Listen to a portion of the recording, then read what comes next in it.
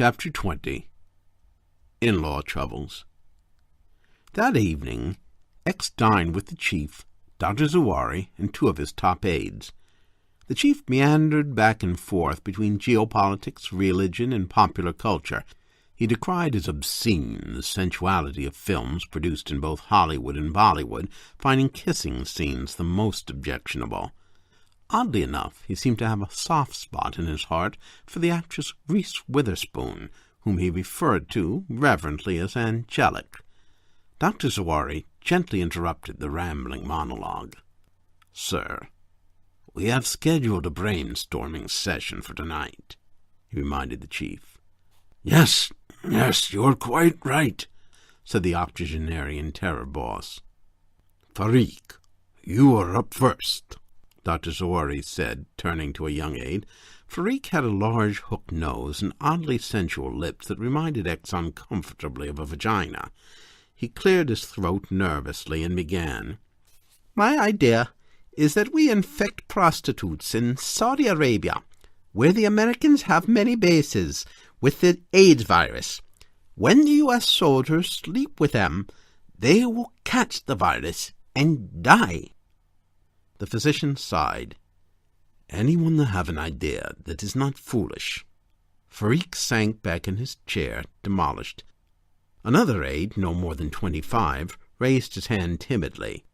He was the first terrorist X had encountered who was obese, probably tipping the scales at close to 300 pounds. "Hamid?" "Well, FAA regulations state that one is not allowed to bring more than 4 ounces of liquid on board a plane," he started out. Yes, you all know that," Dr. Zawari said impatiently. "Okay, so. Hamid launched into a bout of stuttering that lasted easily 45 seconds. The others waited patiently for it to end, Farik politely making notes on a pad. Only Dr. Zawari rolled his eyes. When the porky terrorist was finally able to continue, he said, "I apologize. So, my thought is that perhaps what we could do is place 10 men on the plane, each with 3 ounces of nitroglycerin or something. Each one goes into the bathroom and pours his vial into the toilet. When the last man flushes—" "Kaboom," said Dr. Zawari, clapping his hands in delight. "Not bad at all. You are finally learning to think, Hamid. Write that down, Farik." The full-lipped aide hastily jotted down the notion. Dr. Zawari continued. "It needs some fine-tuning, of course. Our scientists need to devise the right explosive. Now, I have been working on a little scheme of my own." The healer opened a folder and handed out copies of a 6-page typed document full of diagrams and aerial photographs. "Wait, I want to hear what Ali has to say," the chief said. He hardly seemed to have been listening up to this point. Dr. Zawari looked apoplectic as all heads turned to X.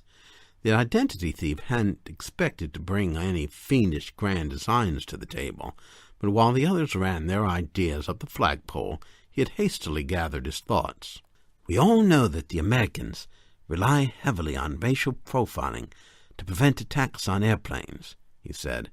"What if we begin a program of recruiting and training blonde, blue-eyed Muslims from Bosnia to be martyrs?" The others murmured in agreement. "You are a genius," cried the chief. Even Dr. Zawari grudgingly admitted that the idea had potential. "It would be very expensive, of course, mounting such a recruiting campaign, but certainly we should look into it.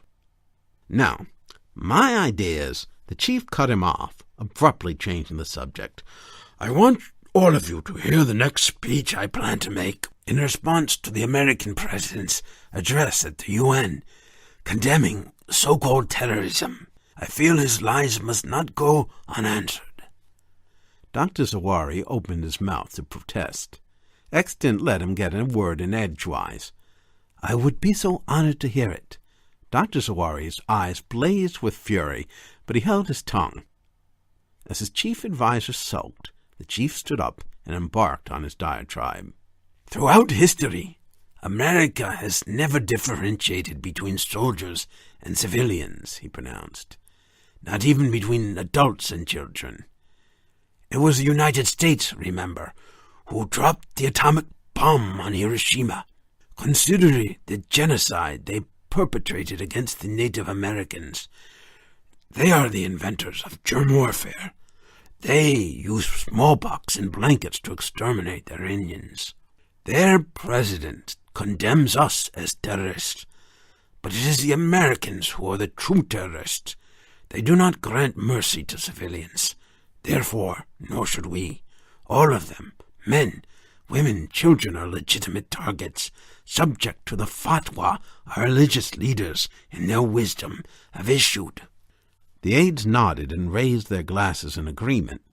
Clearly the old man was preaching to the converted, but the whole spiel sounded vaguely familiar. Suddenly X recalled that he'd seen virtually these same words on the screen in the Pink Panther strip club in the chief's last video. Has the guy actually forgotten he'd said all this before? He thought. What do you think, Ali? The chief asked. X nodded gravely and said, It is all well said. We must continue this battle, God permitting, until victory or until we meet God. The chief smiled. That is very good. I must use that last line, too, if you don't mind my borrowing it.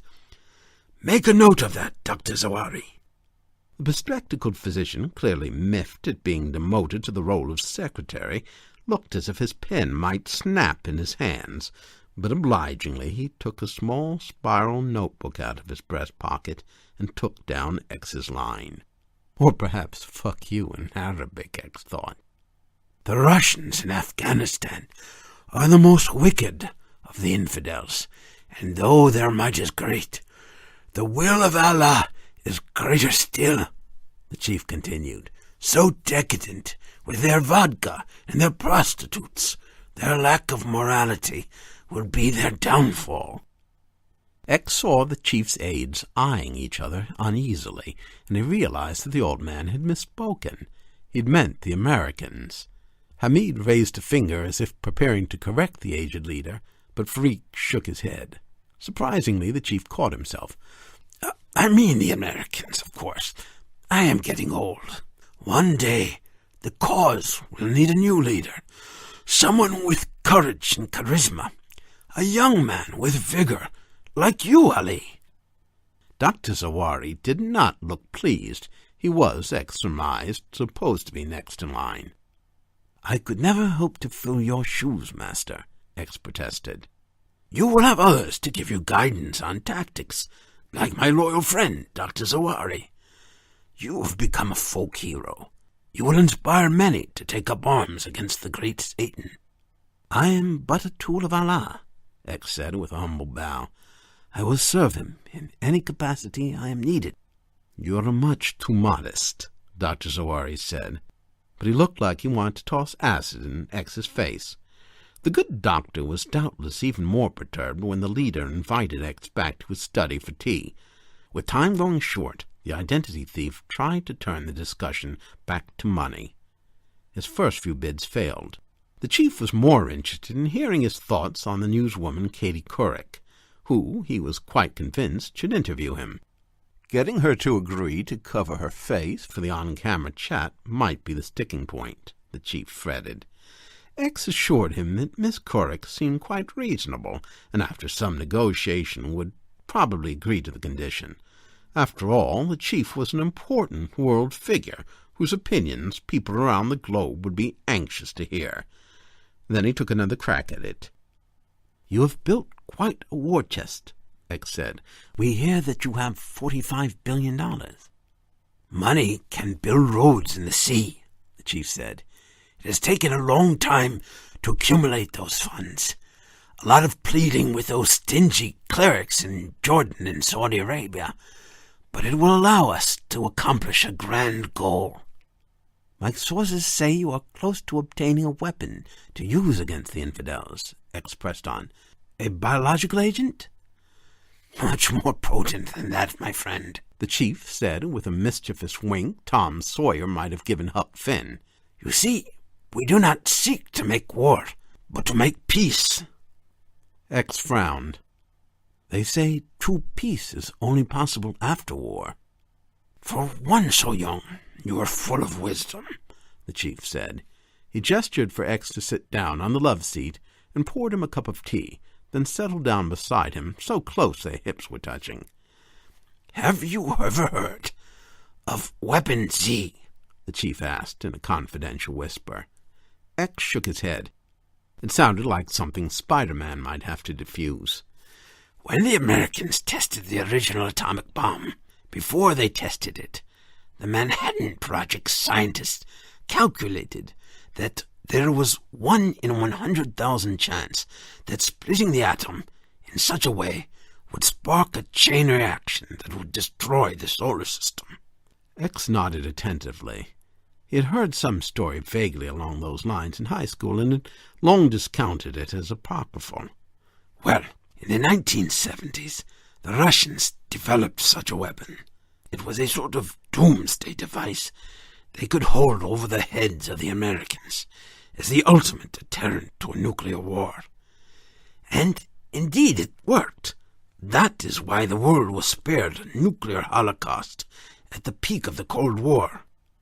X could barely repress laughter. The whole thing was ludicrous on its face. Wasn't that doomsday device out of Dr. Strangelove or a Get Smart episode? Some fast-talking arms merchant was about to soak this crazy old goat for $45 billion. "Think of it," the chief said with growing enthusiasm. "With such an instrument in our hands, America will fall to its knees before us.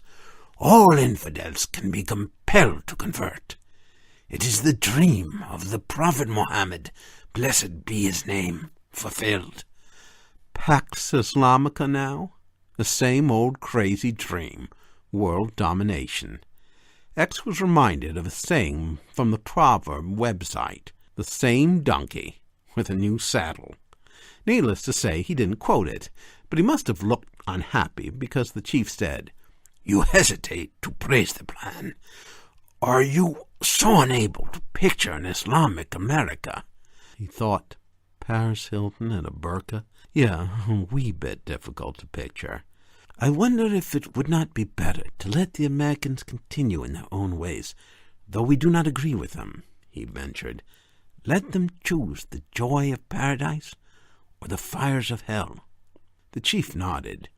"Ah, maybe you are thinking of one of those old sayings you are so fond of quoting.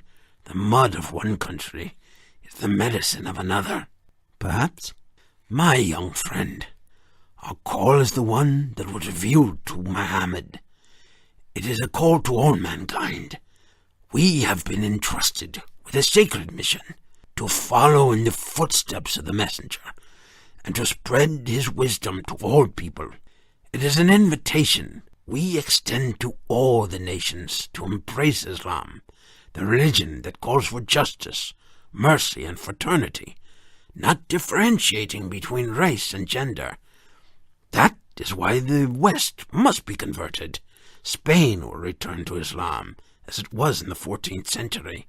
France, Denmark, England, all of Europe as well. Afghanistan will once again submit to Sharia law, and women will no longer walk the streets brazenly with their arms and even faces shamelessly bared." "I see.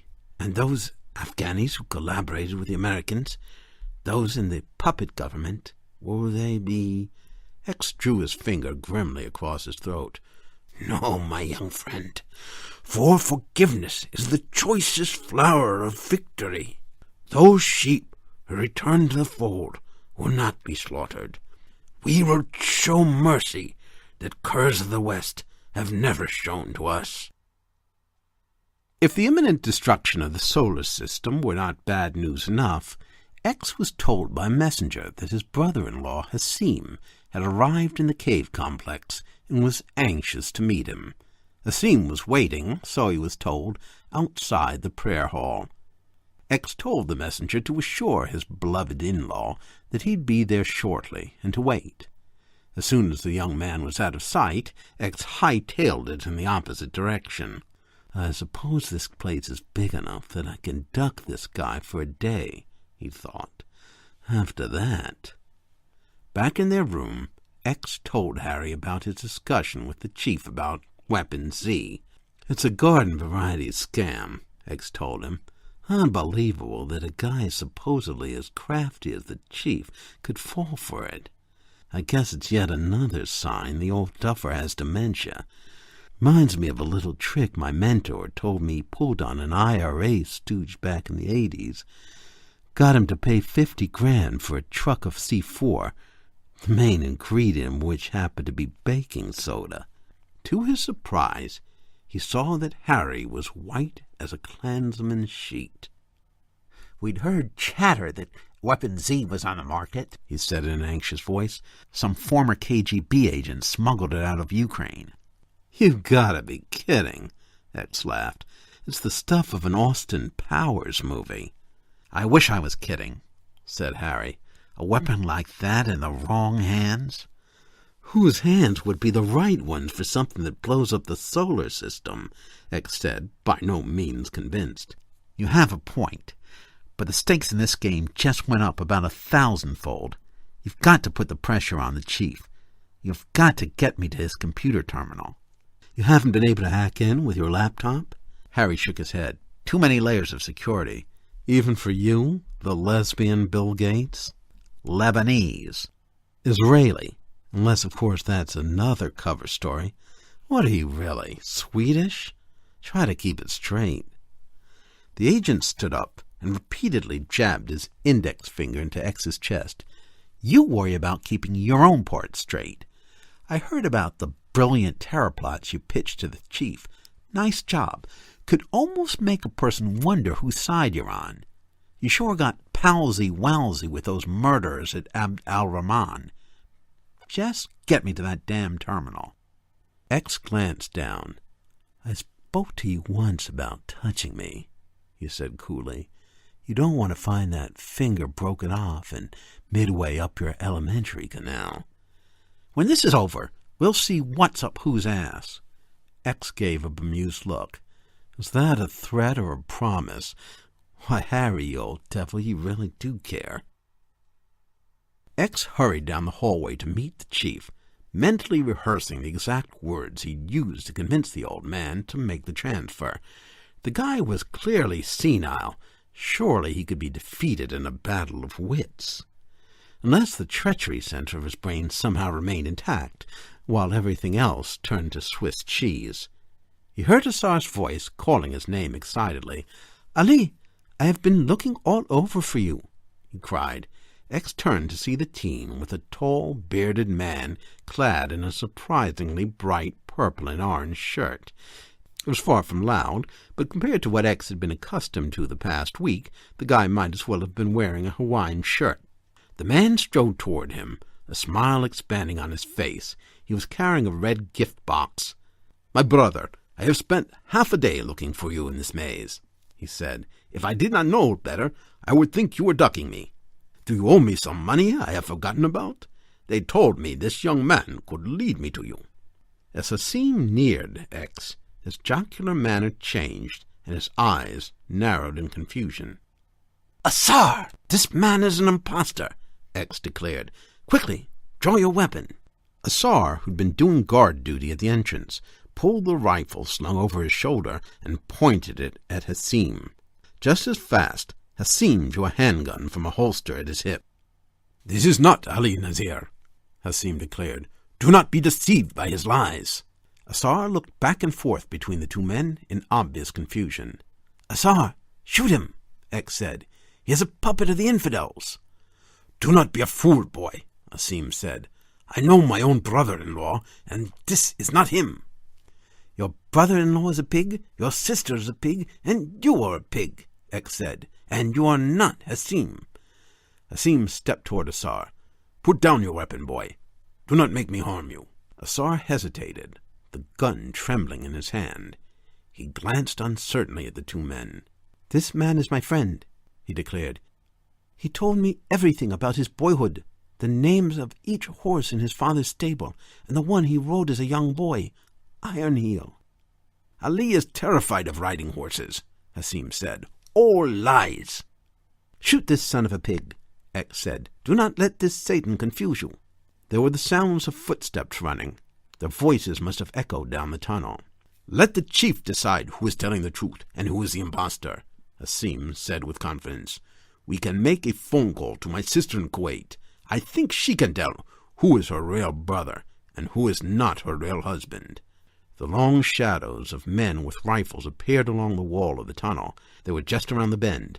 X was unarmed, but he reached into his vest as if for a weapon in a shoulder holster.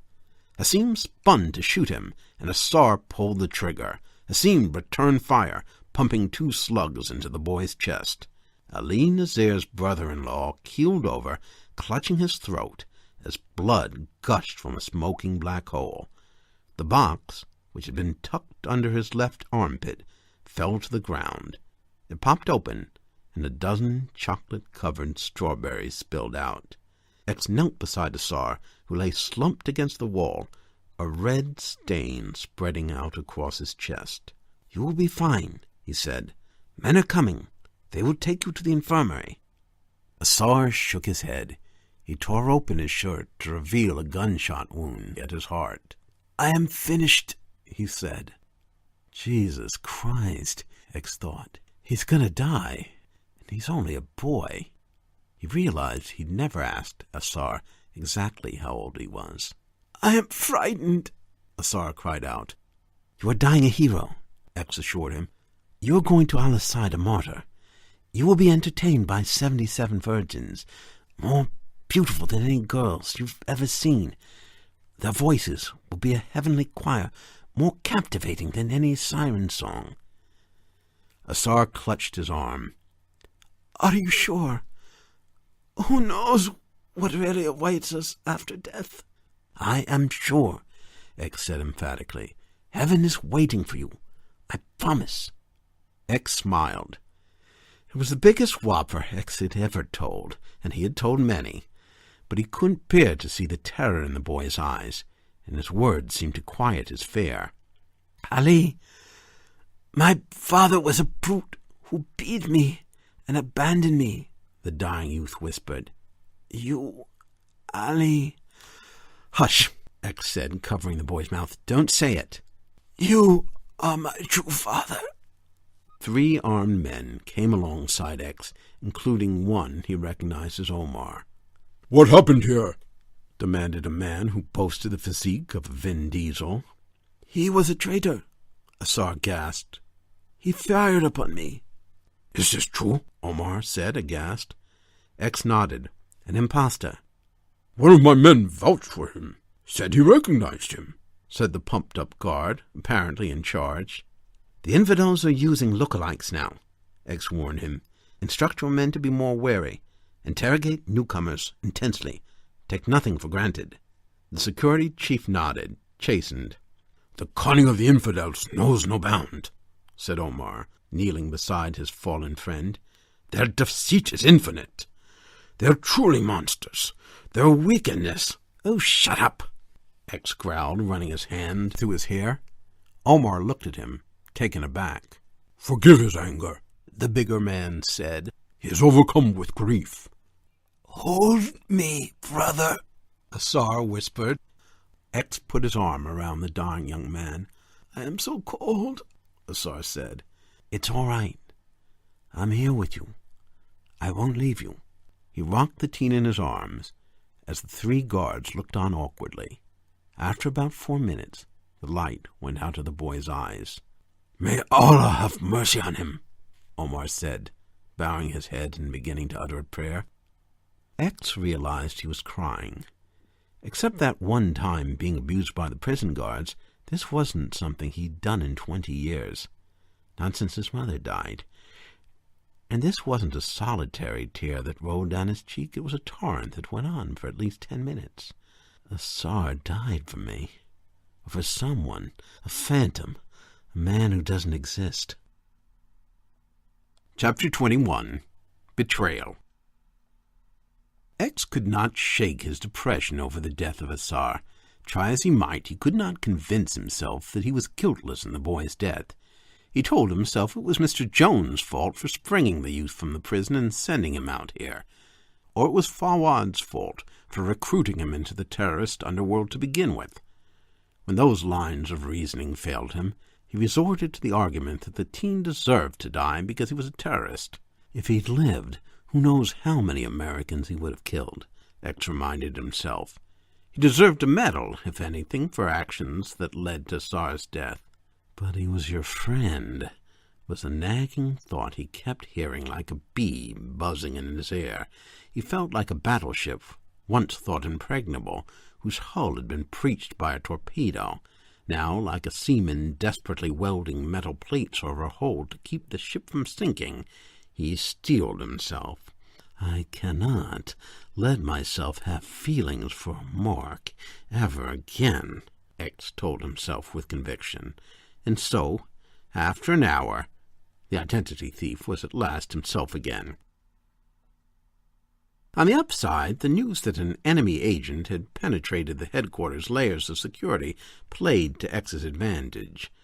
A thorough sweep was done of the cavern for listening devices, especially in every place that Hassim had set foot.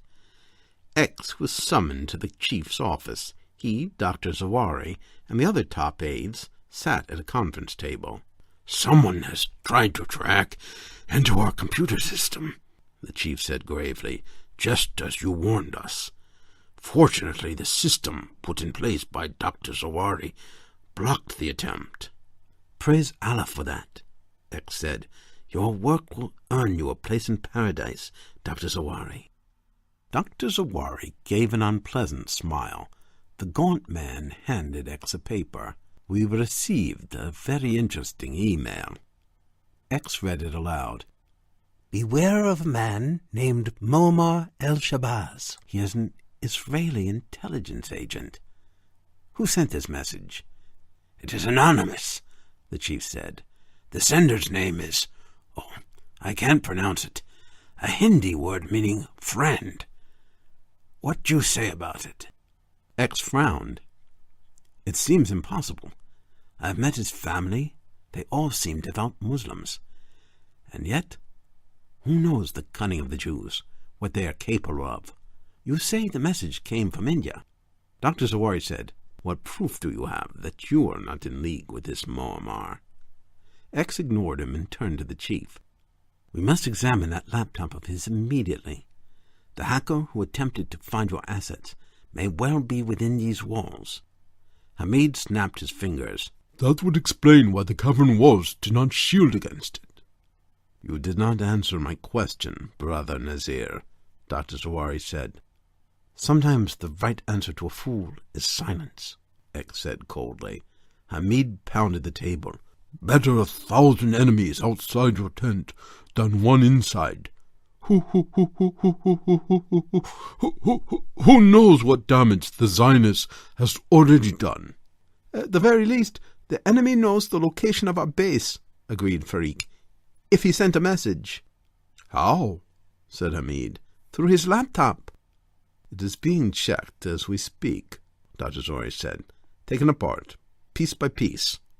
"What has he said?" X asked. "He denies everything," said Hamid. "Has he been tortured?" "Don't worry. We won't waterboard your dear friend," Dr. Zawari said with a sneer. "That would violate the Geneva Conventions." Hamid and Farik laughed, elbowing each other at the little joke. "Let me interrogate him," X said. "What harsh means might not be able to gather from a hardened Mossad agent, wit perhaps can." The chief nodded. Dr. Zawari leapt to his feet. "I wonder if it is wise, Chief," the good doctor objected. "He is the one who brought him here.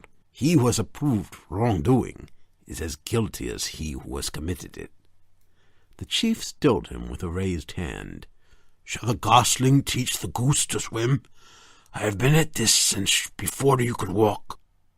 Dr. Zawari sat down wearing a sheepish expression, but X said magnanimously, "Dr. Zawari is right. I have brought suspicion upon myself.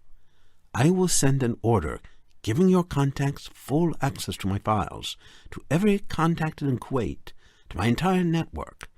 If you conclude that Ali Nazir is in league with the Americans, I will personally supervise my own beheading." This did not, X realized, entirely make sense, but it seemed to impress his host. "Let it be so," the chief said. "Come with me, and you may use a phone in my office." X turned to the other aides. "Once I have given this order, I will concern myself with this Jewish interloper. Bring me your cruelest instruments of torture. I want this spy who betrayed me to know that his suffering will be great if he does not cooperate." As X watched coolly, the chief opened the cigar box on the desk where his phone was secured and picked up the modified smartphone. X turned his back politely as the chief punched in a 4-digit security code. Beep, beep, beep, beep. After speaking to a number of al-Nazir's subordinates, who verified that they were talking to the chief himself, he was put on the line with al-Nazir's chief aide in Kuwait. He then handed the phone to Ali Nazir. X confirmed that he was indeed in the chief's compound and ordered that agents of the chief be given authority to probe all the Jihadist Brotherhood's computer hard drives and allowed to grill its members. Their grilling, X suspected, might not be pleasant. "I hope no unflattering memos about you are discovered," X joked after pressing the end call key. The chief rubbed his shoulder affectionately. "This is only a precaution, my friend. By tomorrow we should have an answer." "In the meantime, it is vital that we find out what the Jew knows," X said. The chief concurred. When X entered Harry's cell, he found his comrade stripped to his underwear, hands and feet bound. His body was covered head to toe in bruises, and he bore an oozing wound over his eyebrow. One eye was black. On the whole, not as bad as X expected. "Why haven't they locked you up?" Harry demanded. "Because they think you betrayed me," X said. "I'm sure you didn't do anything that gave them that idea to save your own chicken-shit neck," the Israeli spy said bitterly. "We don't have much time," X said. "They know they've been hacked, and if I play it right, they're going to let me get into the system to transfer the funds. But I need the code to access the committee account, and you need to tell me exactly what to do." Harry shook his head. "No way. Only I'm supposed to make the transfer. Those are our orders." "One thing you'll learn about a swindle is that you have to improvise when circumstances change," X said, "and from the looks of things, your circumstances have changed." Harry remained dubious. "How do I know you didn't send that email implicating me? You had access to my laptop." "Now who's being paranoid?" "Who else knows I'm Mossad?" "How should I know? Maybe there's a mole in Mossad." "There are no moles in the Mossad," Harry growled angrily. "We have the best intelligence agency in the world." "Still, you're in here trussed up like a Hanukkah turkey," X noted. "Haven't you broken your agency's 11th commandment? Thou shalt not get caught." "You're not getting those codes." "If you don't give me the codes, the mission is over, and the warriors of Allah will have the dough for Weapon Z. Or if that doesn't exist, and I still don't believe it does, for the record, at the very least a small tactical nuke. Now, I wonder who they'll use it on. Lithuania? French Polynesia, maybe?" Harry mulled that over for about 20 seconds, then gave him the codes. Chapter 22. The Sting. "Your funds are not secure," X informed the chief.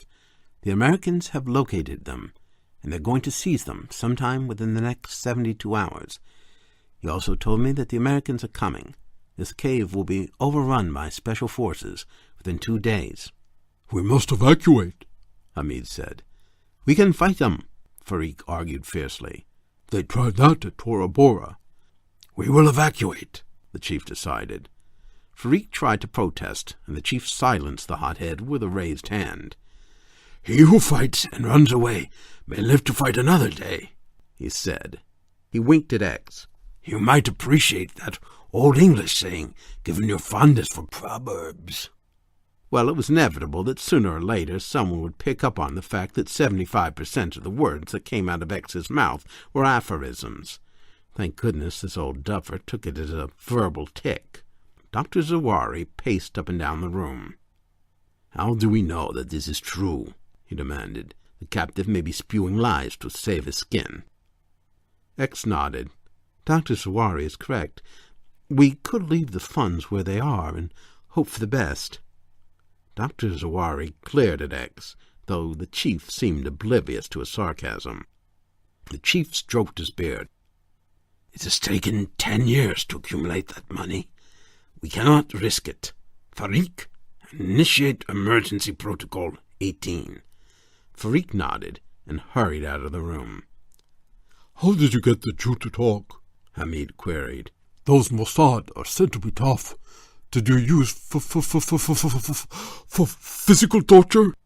The Mossad was the envy of spy agencies worldwide for its training in SERE, survival, evasion, resistance, and escape, so it was a reasonable question. "Let us just say he knows he has been interrogated," X said, with the appropriate wicked grin. That garnered an appreciative chuckle from the tubby terrorist. "No, let us hear," Dr. Zawari pressed him. "How did you learn in a single hour what our trained interrogators could not extract from him in 5? "I simply told him that we had his wife and children, and they would be executed if he did not cooperate.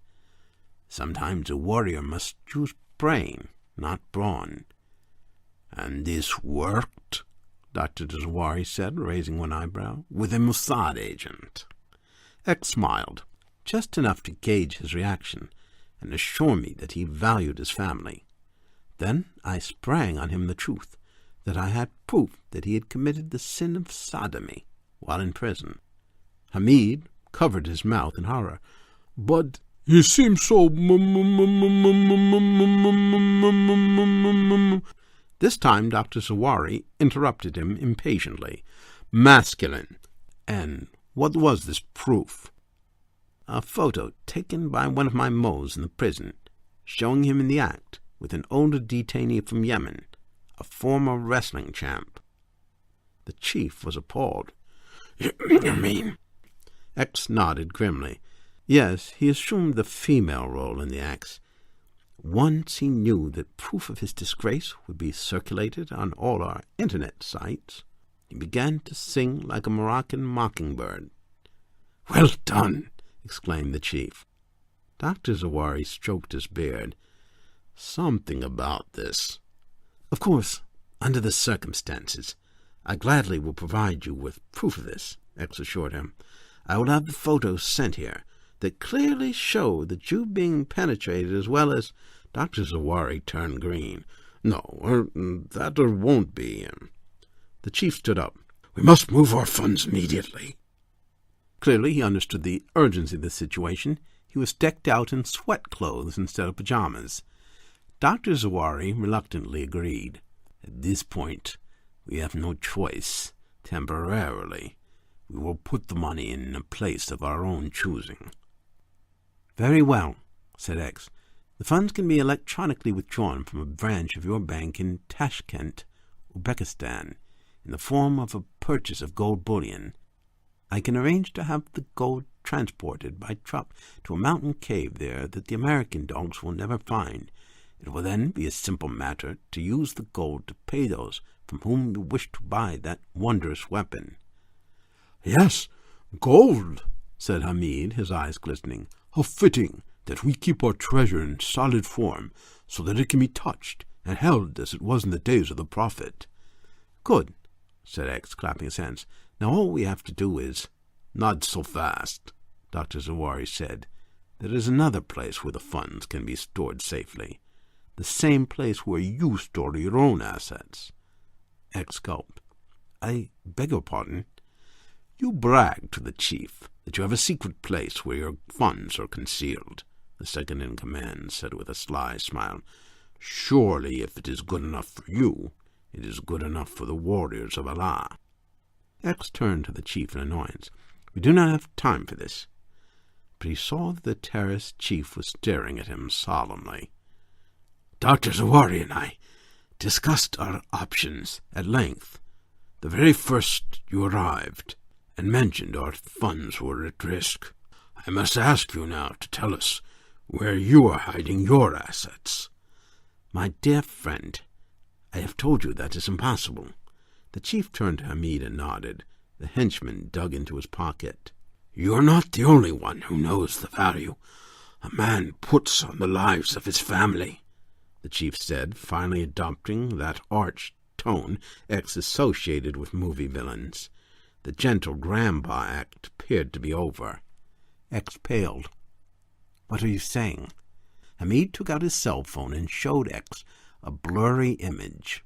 An elderly woman and two younger ones huddled together in a corner, masked men surrounding them. "If you cooperate, we swear no harm will come to them," Hamid said. X turned to the chief. "My mother?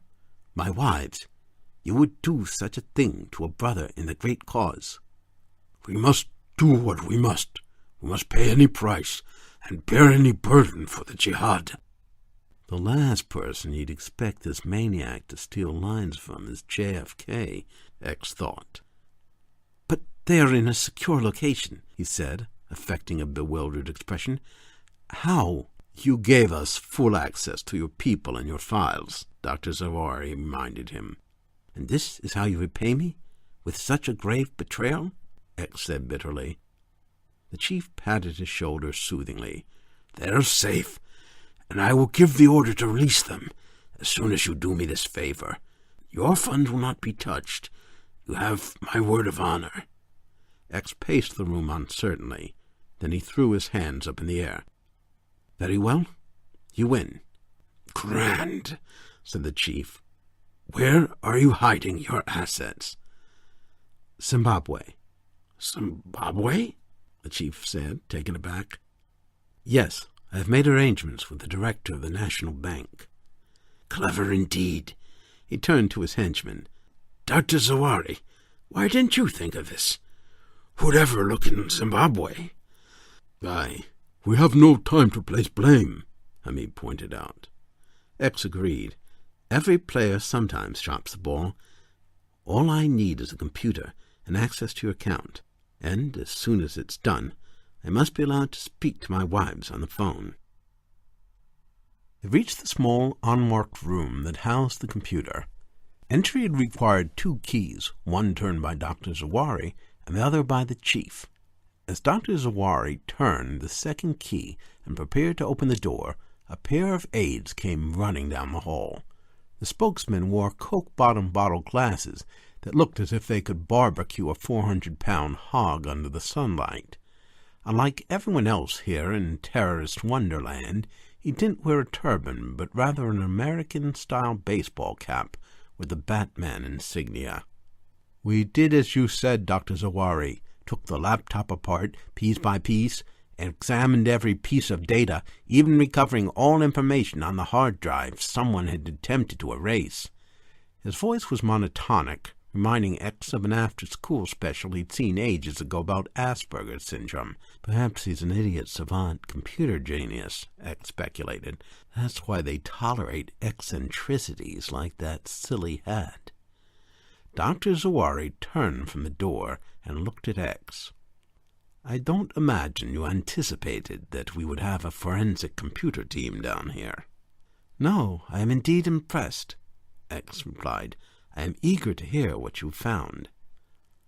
The terrorist Rain Man showed them a tiny chip smaller than a ladybug. "This is a tracking device," he said in that disconcertingly robotic voice. "We also found evidence of multiple attempts to hack our computers. There were also encrypted messages sent. We have been able to unlock only one. It is in Hebrew, but coded. 6 messages we have traced to an IP address in Tel Aviv. There is one other we have traced to an IP address in Brazil." "Brazil?" Dr. Zawari said, his brows knitting. X nodded. I've heard that the Israelis have bases in both Brazil and Argentina.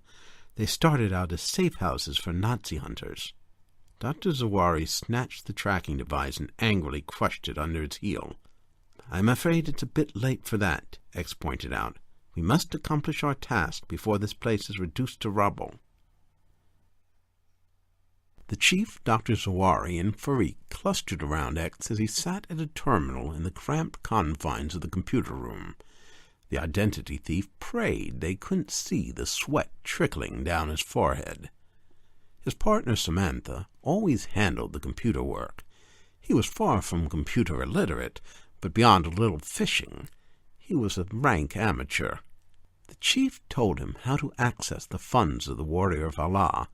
They were racking up interest in a Swiss bank account. X was a bit surprised.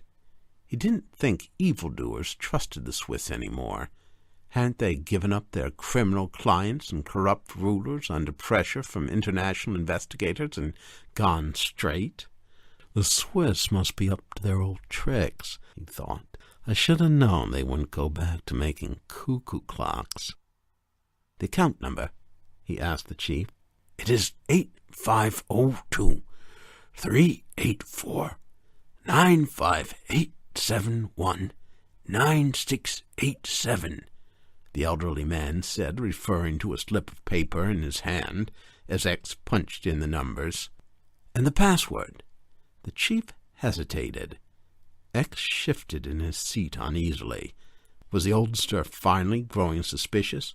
Surely 20 years of running a terrorist organization must have given him heightened survival instincts. The password, sir, X repeated in as even a tone as he could manage. Give me a moment, the chief said. The chief's eyes narrowed, and he seemed to be scrutinizing X. The party's over, the conman thought. Unless... Oh, you've got to be kidding me. The old duffer really is going senile. He's forgotten the number. Your child's birthday? Dr. Zawari suggested. The chief seemed offended. I would never choose something so obvious. The chief is far wiser than that, Farik scolded the physician. Perhaps a line from one of your favorite poets? X suggested. Of course, the chief said, clapping his hands in delight. It is Xanadu. First, X remembered this is the title of a dreadful 80s roller skating musical starring Olivia Newton-John. Then the opening of Coleridge's poem, last read in high school, came back to him. In Xanadu did Kubla Khan a sacred pleasure dome decree. X found it puzzling that the chief had chosen an English poet, but he typed in Xanadu, and sure enough, the account popped open. $45,401,033,656.07. X stared at the figure and resisted the urge to whistle. He'd never seen so many digits. He was literally salivating and wondered if dollar signs were flashing in his irises like in a Bugs Bunny cartoon. Leaving that account open on the screen, X visited the site of the National Bank of Zimbabwe and accessed an account held under the name of the International Crusade to End World Hunger. The website displayed the bank's logo, featuring the country's flag. The account held $20 million. Dr. Zawari raised an eyebrow. Only $20 million. I thought your fortune was far greater than that, Mr. Nazir. The chief chuckled. That from a country doctor who made $20,000 a year treating farmers for sores on their penises. The aide blushed. I was only saying. Dr. Zawari, a urologist before signing up, was sensitive about money matters. He'd never raked in as much as his father, one of King Abdullah's personal physicians. Those are emergency funds, X explained. I have accounts in 8 other countries. I don't believe in putting all my eggs in one basket. We should diversify too, Farik said. I've always said so. The chief nodded. That is true, but for now we must concentrate on keeping our funds safe from the Americans. Transfer the funds to your account. X shook his head. It is written that wise men live together like brothers, and do business like strangers. Let us do this in such a way that no one can be accused of chicanery. When I transfer the funds to the Zimbabwe Bank, let us give you a new password, so that no one except you will be able to access account, not even myself. Is there time for all this?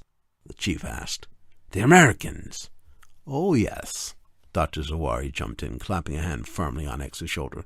Trust me, there is most certainly time, I insist. I would feel more comfortable doing it this way, X said. The chief nodded. Let it be so. X's fingers flew over the keyboard, deleting the old password. A screen popped up, asking for the entry of a new password. He swiveled around so that his back was turned as the chief typed in a complex phrase. It had at least 20 letters, and the odds he'd forget it by afternoon seemed high. Finished, said the old man at last. Now we can transfer the funds, said X, the cursor poised over the confirm button. At that moment, Hamid burst into the room, and all the men turned to him. The information had come from our agents in Kuwait. Their investigation of Ali Nazir has borne fruit. It could not have arrived at a more auspicious moment, Dr. Zawari said. Our agents have discovered the X's hands hovered over the keyboard as the men waited for Hamid with bated breath. It took half a minute for the young aide to put the brakes on his stuttering. Our agents have discovered that Ali Nazir is clean of any involvement with the infidels, Hamid declared. His entire organization is devoted to the cause. X's fingers unfroze. The chief smiled broadly. Of this I had no serious doubt, he said. Transfer the funds. X punched a key, and up came the prompt. Well, Chief, are you sure you want to execute this transaction? Speak now, or forever hold your peace. The chief nodded, and X clicked on Confirm. It took a moment for the transfer to take place, a bar creeping snail-like across a little rectangle in the middle of the screen. 10%, 20%, 40%. As was said at the outset, X found occasions like this rather nerve-wracking, but trying to play it off, he leaned back in the swivel chair with his fingers interlaced behind his head. After this, I must have some of your fine tea and read that children's story in its entirety, X said. Once I have confirmed that, my family is safe, of course. You have deserved much more than that for your service, the chief said, beaming. When it is complete, I will send you a signed first edition. That I would surely treasure. Dr. Zawari rolled his eyes. On the right side of the screen, the number $45,401,033,656.07 showed up in the Zimbabwe account, while on the left side of the balance, the chief's account read 0. The chief gave a sigh of relief. It is done. The CIA has no knowledge of this bank in Zimbabwe, X sighed, but you must remain vigilant and be prepared to move the funds again in the future. Glory be to Allah, Hamid said. The chief embraced X. You have done a wonderful thing, my young friend. There is no power nor strength except Allah, X said. True, but there has never lived a man who has given more to the cause of the jihad, Dr. Zawari said, surprising X with this tip of the hat. If the Americans had seized those funds, or our years of planning... You give me too much credit, said X. He slumped on the chair. He didn't have to fake exhaustion. The stress had nearly killed him. The chief gestured for him to rise. Now you may have some of my tea. The leader of the Warriors of Allah smiled and led X to a study. He allowed his valuable ally the honor of sitting at his mahogany desk and poured him a cup of tea. I am sure that as an Eton man you will appreciate this, he said. It is a special blend from Salisbury. He phoned his men at Ali Nazir's mansion and gave them the order to set the hostages free. Then he handed the phone to X. Ascertain for yourself that they are safe, he said. Pass on to them my humble apologies. I will tell them that they were in no danger, that it was all in the service of the jihad, X replied. Good man. X delivered that terse message to the billionaire's still distraught, weeping wife, and assured her they would speak again soon. He returned the phone to the chief, who put it back in the box. Relax a few moments and enjoy, my friend, the leader said, beaming. You have earned it.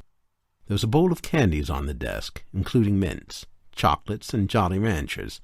X saw yellow hard candy on top. May I? The chief gave the kind of smile a dad might give a son who just batted a home run in Little League. Of course. X popped the lemon candy in his mouth. I would join you for some tea and a discussion of the book, for I value your suggestions, the chief said, but I must supervise the evacuation. X couldn't imagine the logistics in getting that many men and presumably their weapons out of the caverns, but it was obvious the terrorists had drilled for such an eventuality. The chief looked around the library wistfully. In a few minutes someone will come for the books. I wish I could take them all, but my old Britannica will have to stay. I shall have them burned rather than be soiled by the infidels. Have you heard that the company has ceased to publish the print edition? Philistines. As he left, X sat back in the leather-backed Captain Kirk chair, savoring the citrus taste. So this is what it feels like to command a terror network. Tracy was in bed in her private quarters at Fort Freedom, located at the base of a mountain in Afghanistan near the Pakistan border, when a knock came on the door. "You have a phone call, Miss Washington," the young officer said. It had taken nearly a week, but she now responded to the false name without hesitation. She wasn't all that happy with the committee's choice, by the way. Why does every black person have to be a Washington? "I'll take it in my office." She'd been airlifted to the secret base by chopper from the extraction point after radioing in. Where exactly on her person that tiny transmitter was hidden will remain her little secret. She hated being reduced to overseeing the operation from afar, playing Zeppo, as intelligence officers often called those who remain behind the scenes, manning recording devices. The agent sat at the desk in the cluttered office, from which a captain had been booted, much to his chagrin, and was surprised when she heard Mr. Jones' distinct voice on the line.